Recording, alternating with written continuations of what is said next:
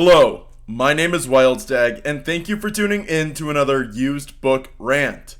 Today, the book I'm covering is a short one titled Caught in Fading Light, written by Gary Thorpe, first published in 2002. The book designed by Katie Regal, illustrations by Marty Holmer, cover design by Jan Glinsky. This book, which I bought at Coas, and by the looks of it, the receipt is still in here, so I bought two books on March 8th, 2023. I paid $6.50, and this is one of those rare books that I feel like I overpaid. It is only 171 pages long.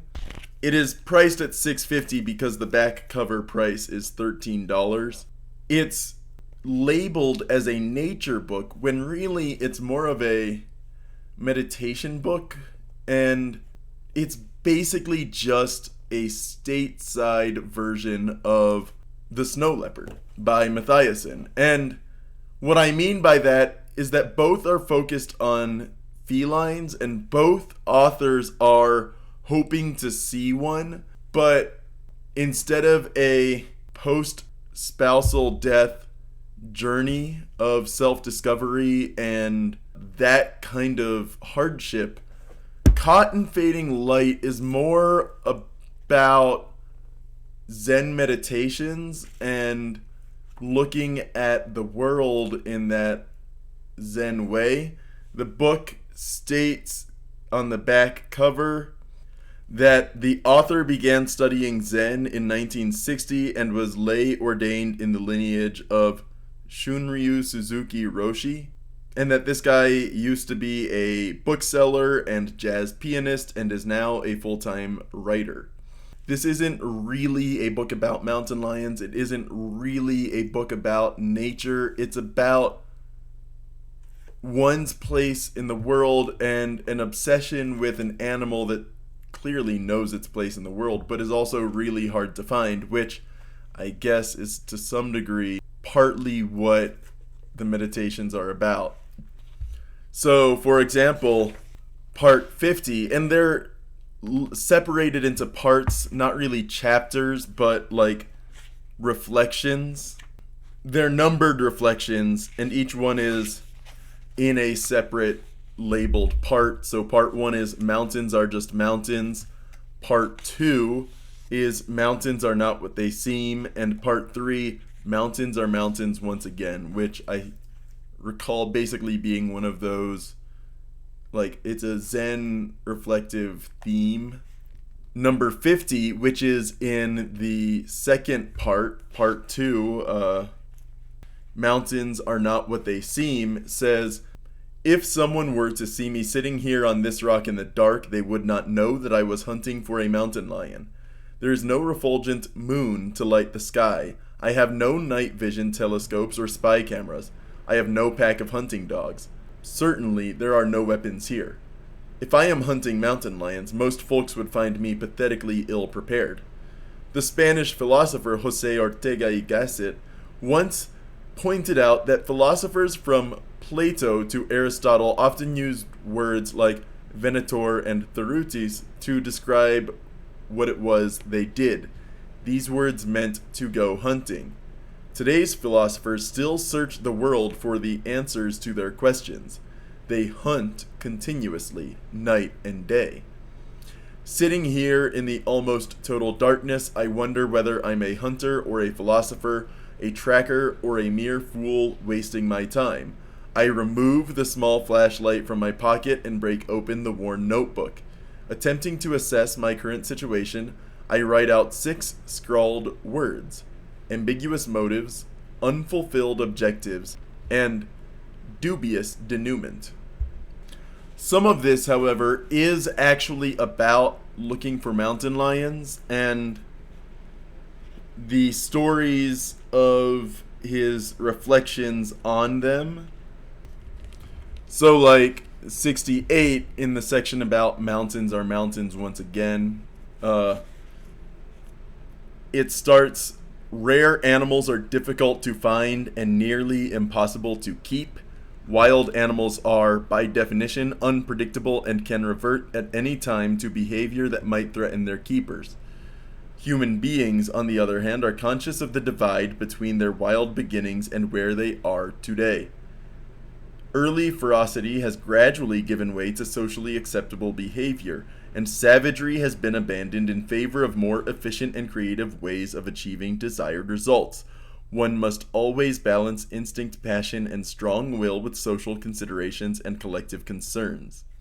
Near the end, 79, which is titled Sunflowers, says, after so much wandering about, I had finally grown more easygoing in my ambles through the countryside. The nature of mountain lions centers on their secretiveness. They are reticent and discreet, and they withhold themselves from the rest of the world. They spend much of their time asleep in hidden places, and their peregrinations are measured in meticulous stalkings and extravagant bursts of speed. Their success depends on being able to do all of these things well, and I decided, after all this time, that I would leave them alone and let them have peace. Certainly, if a lion had ever seen me scouting between the trees, searching for clues of its whereabouts, its first response would have been annoyance. The fact that I hadn't been attacked seemed bizarrely considerate, given the circumstances. Paradoxically, I'd begun to feel that I knew the lions much better for having not found one. There was an almost perverse pleasure in realizing how well they had avoided me. And so that's kind of the type of book this is.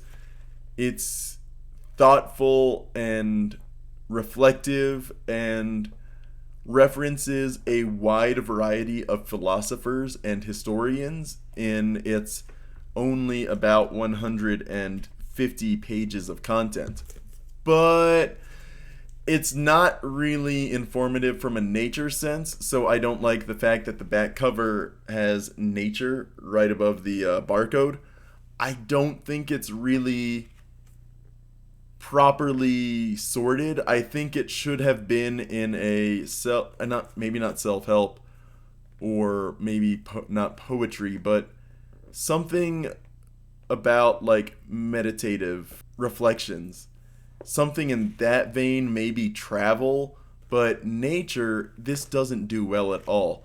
And, I picked it up, I read some of it, and I looked at the back cover, and I thought I was getting one thing, and kind of similar to my disappointment with Mathiassen's The Snow Leopard, it talks a big game, but the subject matter of the book is mostly about the human doing the writing rather than the creature that the book is ostensibly about.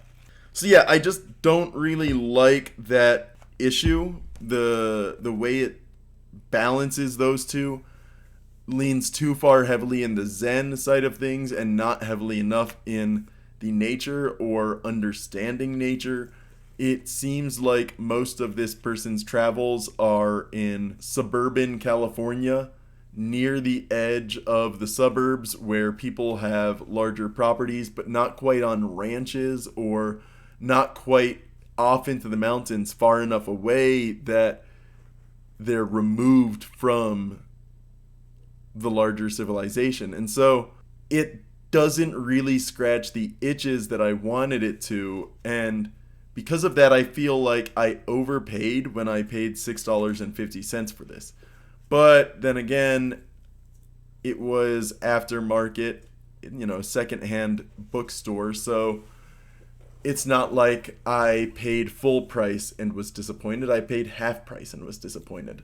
But this is one of those books where I think I would put it back into the system just because I didn't get much enjoyment out of it, and my bookcases do need to be emptied out from time to time. So hopefully, if you're reading this, you are not getting caught off guard. If you are looking for this book or have looked for this book in the past and want to know what it's all about, hopefully this video can serve as somewhat of a guide for you, whether you want it to be about mountain lions and searching for them in the California area, or whether you want to read about Zen reflections and how mountain lions play into that for this one man's personal journey.